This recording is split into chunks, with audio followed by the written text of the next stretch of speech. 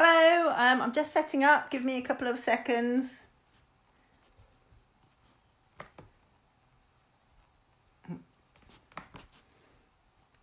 While you've got a couple of seconds, just get your tin of beans ready.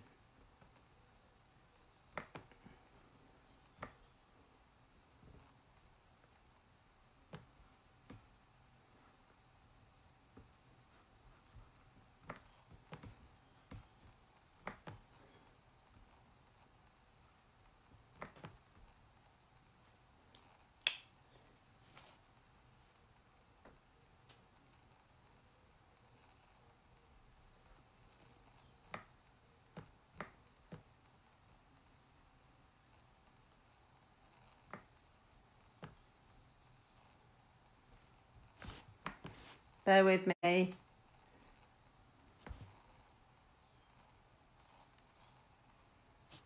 Sorry. So if you get your tin of beans ready, be somewhere near a worktop, kitchen worktop, and or with a chair, and we'll get started in a moment.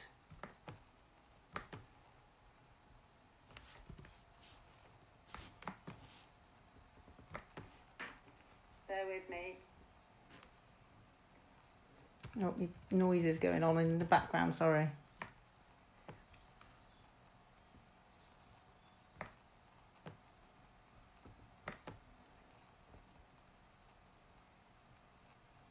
Everything's freezing on me. Oh no.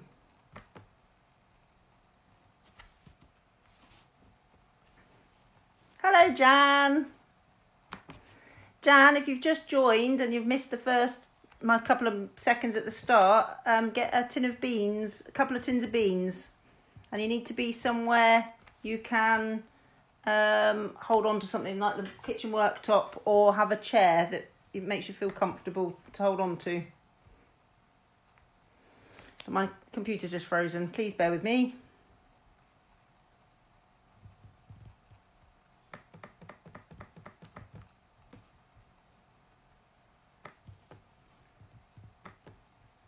Right, nearly ready. Just running over a couple of minutes, sorry.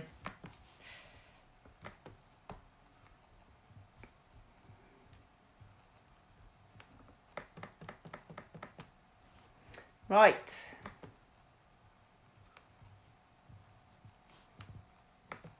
I think that's ready. Right, so I'm just going to check that I'm in the right position for fitting myself in. So, chair, 2 tins of beans. I'm using rice pudding and chickpeas, and a worktop. So if you can, we start standing. If you're comfortable to be stood, you can do most of these exercises sitting if you'd rather break it up. So we're going to start with the snow globe, stood in your glass globe, paint on your fingertips, and you're going to cover the inside of the globe with paint. Some people may find that action of having your arm go all the way through the full range of movement uncomfortable, might even give you some discomfort or pain. So keep it to about 90 degrees if that's comfortable for you. None of these exercises should cause you any pain or discomfort or aggravate any symptoms or even bring on any new symptoms. If they do, you may want to give me a shout. I'm Caroline, Stonehenge Osteopath. My email address is info@stonehengeosteopath.co.uk. So if you have any issues and you want to ask me what the symptoms may be from, or if something's aggravating you, want to check whether you should be doing it, please contact me and I'll see what I can do to help. So if you can do the full range of movement, you take your arm up above your head. If that's a bit uncomfortable and you prefer just going to shoulder height, that's still fine. That whole circular movement will get that rib cage moving, the shoulders moving, and the thoracic spine moving. Second exercise we're going to do is a figure of 8 exercise. So you're going to link your fingers, or not link your fingers, you're going to bring your fingers to touch either side of your spine. And if you can, you're going to bring your elbows in front of you. If you can get them to meet, perfect. If they're just in front of you, that's absolutely fine as well. This is another range of movement exercise. So you're drawing a big figure of 8 in the air, in front of you so that your thoracic spine is getting a full range of movement that sometimes we neglect to give it through the day. And go both ways so that you're doing side bending, rotation, extension. So if you look at me from the side, you can see through my back that I'm leaning back, arching backwards, really getting that thoracic spine moving. That's a really nice exercise for people if you're sat at a desk, working on computers, doing Facebook, sending emails, chatting, and you're in this full pulled forward position. Just opens up the front of the chest and gets everything going the opposite direction to what we're doing all day or a lot of the time. I mean, even if you're gardening and being active, a lot of the time everything is pulled forward, so lifting can be kind of a hunched forward position. So anything where you're opening up your chest, getting your thoracic spine open through the back, that's all very helpful to maintain spine health. So neck, we're just going to do, look into your right and just let your chin drop forward, come to the left. Only go to the level at which you're comfortable. If it causes you pain, stay out of that zone. So we call it the pain-free zone. So when you're doing any stretches or movements, ideally you want to just take it up to the point where you can feel it. So some people might find they can't look over their shoulder, so it may be they just look at about 45 degrees, that's starting to pull, so you hold it there. Don't push into pain, you don't need to strain anything, it's just getting the neck moving so that we're changing direction. Secondly, for your neck, the other one you can do is give yourself double chin. Not very attractive, so you might not want to do it when you're on video camera with your family, but you're just going to bring your chin into your neck. So you're straightening up through your cervical spine, up through your neck, to stretch all that out in the back. And you're just articulating the joints in the cervical spine, getting it all moving. Okay, so next we're going to move on to strengthening. So these sessions this week are about trying to incorporate most of the body. So we're doing a bit of upper body, bit of core and a bit of lower body.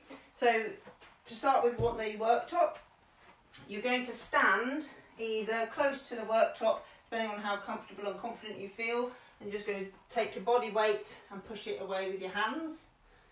If you feel pretty strong, comfortable and confident, take your feet away from the worktop and you're just pushing your body up, trying to keep this in a straight line and rigid as much as you can.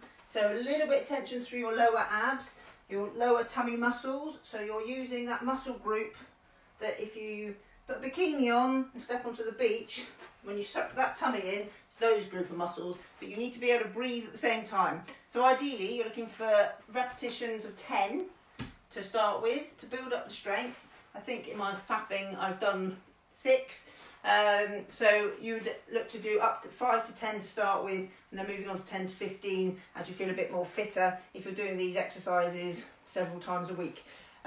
Secondly, you're going to need a chair and your tins. Hopefully you've got your tins out, sitting nice and tall on the chair, got your tins in your hands. So first you can do it with or without tins. So if you're doing with tins, you're just bringing your tins up to meet above your head and bring it back down. So again, we're going for 10. I'm going to do 5 with the tins. If you don't like using the tins and it's a bit uncomfortable, then the same action will start up that muscle tone, help that muscle tone, and you can put tins out of the way and do it without tins and build up towards using the tins. I use 400 grams for this instance because it's quite nice, lightweight, shouldn't give you any particular arm pain the next day, and you can always increase it as you get stronger and fitter. So I think that's 10.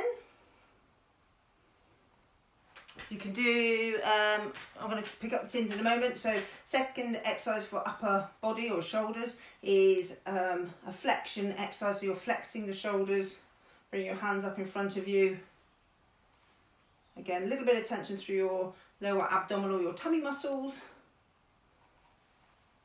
And you'll bring your shoulder hands up. So that would be 5. If you want to do that with the weights, doing exactly the same. Just taking a pause. Bring your hands up. Hi mummy, hope you've got your tins. So bring your hands up, so that should be 5. And then without the tins, we're going to go to the side, so lateral raises, these are called. So again, that may be a little bit uncomfortable for some people. If you can't quite go to 90 degrees and having a weight in your hand is uncomfortable, turn your hands out so your thumbs are pointing to the ceiling. Just go to the point where you can feel it. Shouldn't be particularly painful. And then just bring your arms down again. And breathe for a few seconds. At the point where it becomes uncomfortable, and bring your hands down. If you're fine and the weights are fine, have your hands that way round, so your little fingers at the bottom of the tin, and you're leading with the top of the tin up to the ceiling. So that you should just be starting to feel in the top of the shoulders, so up here. Okay, so that's shoulder, upper body. We've done front raise, lateral raise, with and without weights, depending on what you prefer. You're going to go back to the worktop.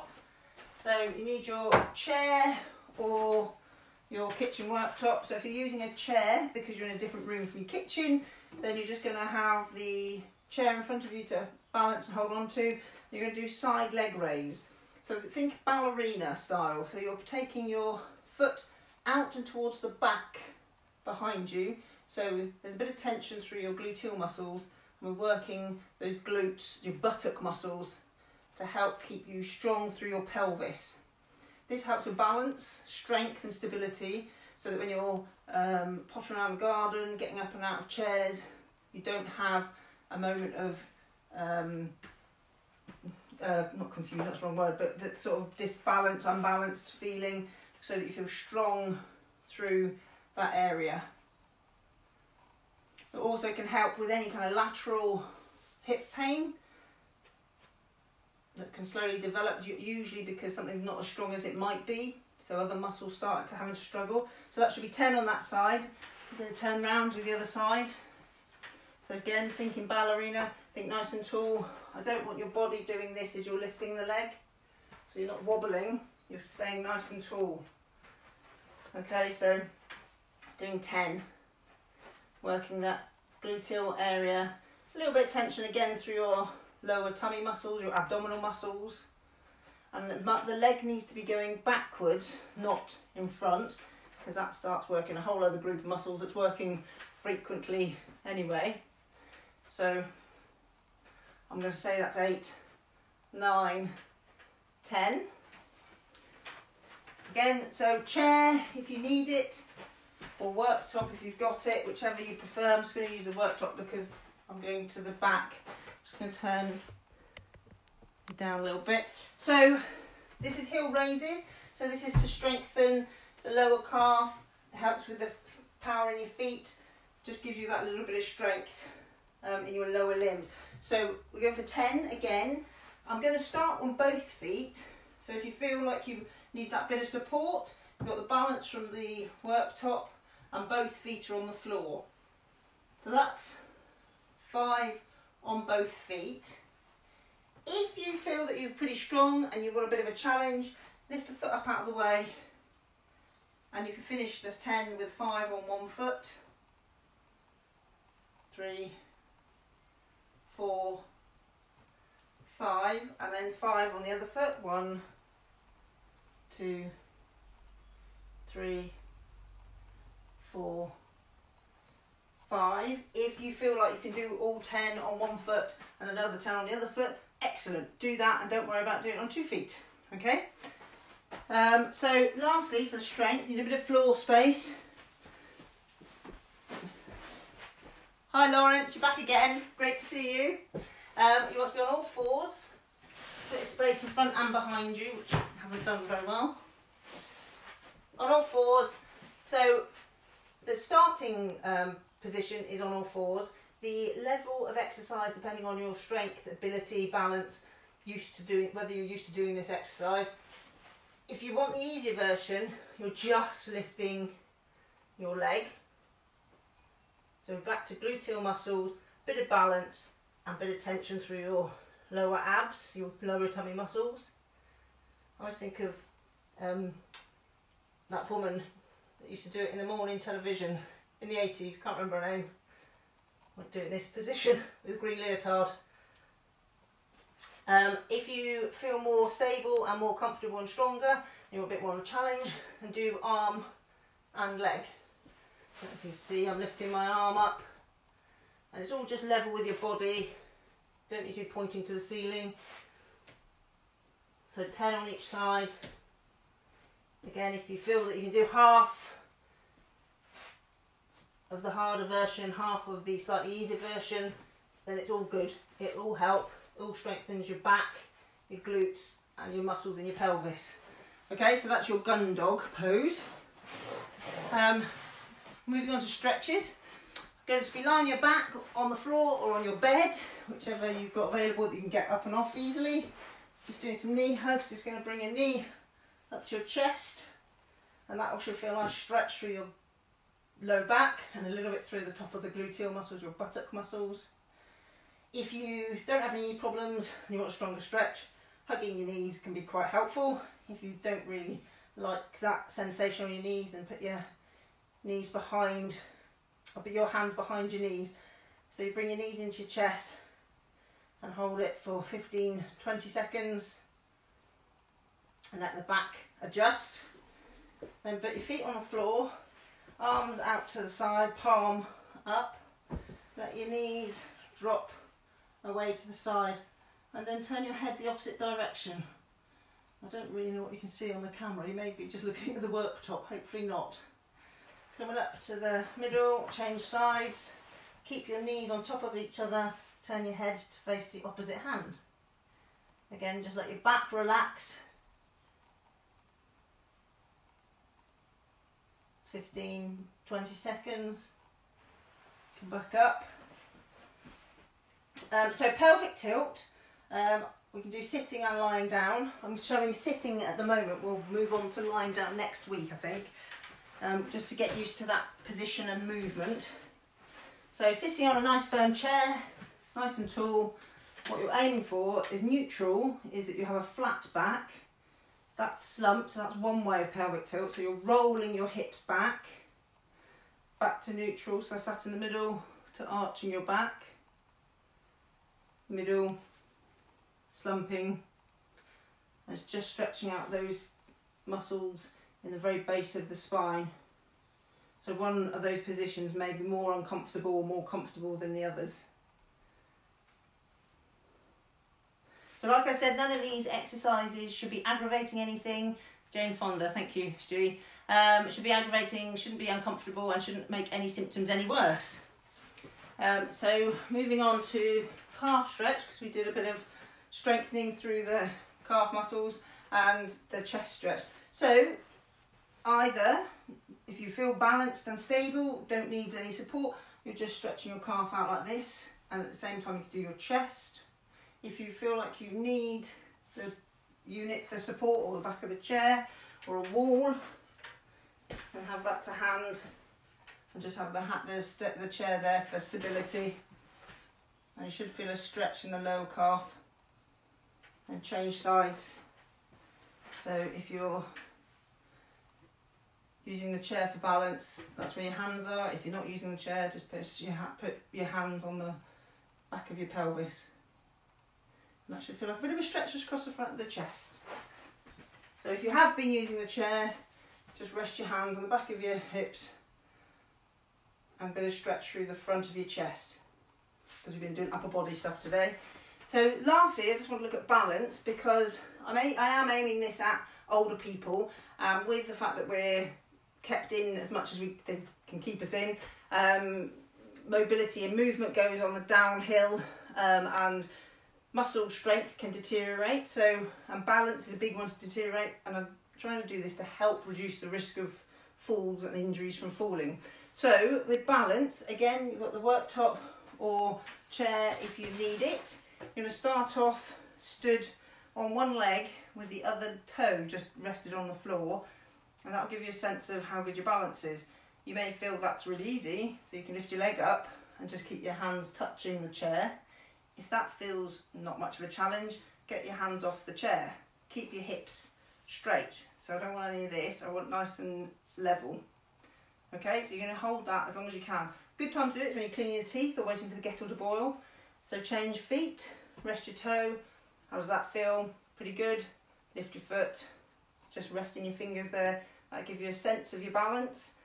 That feel okay? Great. Lift your hands off, keeping your hips level. This can be quite a challenge. Some people can find that that actually really stirs up any hip or low back or back of the pelvis discomfort, just because those muscle groups have to work really hard to keep you on that one leg. So slightly more demanding for this exercise is one leg, hips level, get your foot up out of the way. You can rest it behind your calf if you need to. Just let your hip drop to the side. So from the back you look like that. And you're going to lift your hips. This makes these muscles work again. So we're really focusing on these muscle groups around the pelvis that help with stability and balance. Changing feet, dropping down, nice and tall. Oh, my balance isn't too great today. It's not good, is it? Slopping down, bring it back up. All that helps with balance because your brain is working out where your body is in space. So these exercises are covering mobility, strength, flexibility and balance, and in the long term hoping to maintain the balance and stability and strength that you went into the social distancing and the lockdown with, and maintaining that, if not hopefully building that up a little bit over the next few weeks as we move on. Ideally you want to try and do these exercises or these sessions, if you can, 4 or 5 times a week. If you're getting out walking, excellent. If you're getting into the garden, fantastic. Try not to overdo it in the garden. Don't do long stints without any breaks, because that's like going to the gym for 3 or 4 hours and then wondering why you hurt the next day. And if you feel a little bit of discomfort or backache, if you're somebody who suffers with a bit of joint pain, a bit of low back pain, then don't forget to pace your activities, because what you don't want to do is do absolutely nothing because something is uncomfortable. You still need to pace and potter around and keep moving as much as you comfortably can.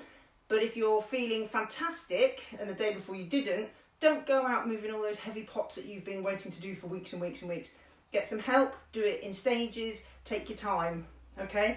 If you have any injuries or issues that you want to ask me about, please email me at info@stonehengeosteopath.co.uk. I'm quite happy to have an email conversation, or if necessary do a video chat or something to give you any further advice if I can help. Okay, thank you very much for seeing you Saturday. See you Saturday at 5 o'clock. Take care, thank you.